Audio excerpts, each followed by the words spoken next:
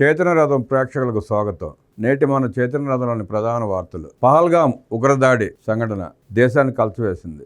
ఈ సందర్భంగా ముఖ్యమంత్రి నారా చంద్రబాబు నాయుడు గారు మాట్లాడుతూ దేశ భద్రత విషయంలో ప్రజలంతా ఏకమవ్వాలని, ఒక్కటవ్వాలని పిలుపునిచ్చారు. నిన్న పహల్గాం ఉగ్రదాడి సందర్భంగా విశాఖవాసి చంద్రమౌళి మృతి చెందిన సంగతి తెలిసిందే. ప్రధాని మోదీ నాయకత్వంలో భారత్ దూసుకెళ్తోందని, దేశ ప్రగతిని అడ్డుకోవడం ఎవరి తరం కాదని సీఎం చంద్రబాబు ఉద్ఘాటించారు. ఉగ్రదాడిలో అసులు బాసిన చంద్రమౌళికి నివాళులర్పించి వారి కుటుంబానికి భరోసానిచ్చి 10 లక్షల ఆర్థిక సాయం ప్రకటించారు. ఉగ్రదాడిని తీవ్రంగా ఖండిస్తూ తీవ్రంగా పండించిన ప్రధానమంత్రి నరేంద్ర మోదీ ఉన్న ఫలానా దేశం వేడండి అని చెప్పి పాకిస్తాన్ ప్రజలకి వార్నింగ్ ఇచ్చారు. ఆయన పాక్ పర్యాటకులు దేశం నుంచి వెళ్లాలన్న భారత్ 48 గంటల్లో భారతదేశాన్ని వదిలిపెట్టి వెళ్ళిపోవాలని చెప్పి ఆ పాక్ పర్యాటకులు కానీ ప్రజలకు కానీ భారతదేశం సూచించింది. ఉన్న ఫలాల దేశం వీడండి.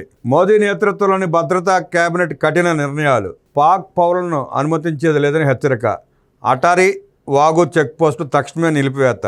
పాక్తో సింధు జలాల ఒప్పందానికి బ్రేక్. జమ్మూ కాశ్మీర్లోని పహల్గాం ఉగ్ర దాడితో దేశ ప్రజలంతా అప్రమత్తంగా ఉండాలి.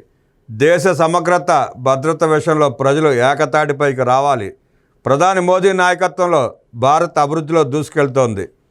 భారతదేశాన్ని చూసి వారవలేకే ఇలాంటి విధ్వంస దాడులకు పూనుకుంటున్నారు. సుస్థిర ప్రభుత్వం, సమర్థ నాయకత్వం ఉన్న భారత్ను టెర్రరిస్టులు ఏమీ చేయలేరు. ఏదో చేయగలం అనుకోవడం వారి అవివేకం. ఉగ్రదాడిలో ప్రాణాలు కోల్పోయిన విశాఖవాసి చంద్రమౌళి కుటుంబానికి ప్రభుత్వం అండగా ఉంటుంది.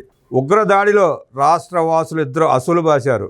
ఒక్కొక్క బాధిత కుటుంబానికి 10 లక్షల ఆర్థిక సాయం అందిస్తున్నాం. బాధిత కుటుంబాలకు ప్రభుత్వం అండగా ఉంటుంది అంటూ హామీ ఇచ్చారు సీఎం చంద్రబాబు నాయుడు. జమ్మూ కాశ్మీర్లో ఉగ్రవాదుల దాడి ముందస్తు ప్రణాళిక ప్రకారమే జరిగిందని సీఎం చంద్రబాబు వ్యాఖ్యానించారు. విహారయాత్రకు వెళ్లిన వారిపై విచక్షణారహితంగా దాడులు జరిపారు.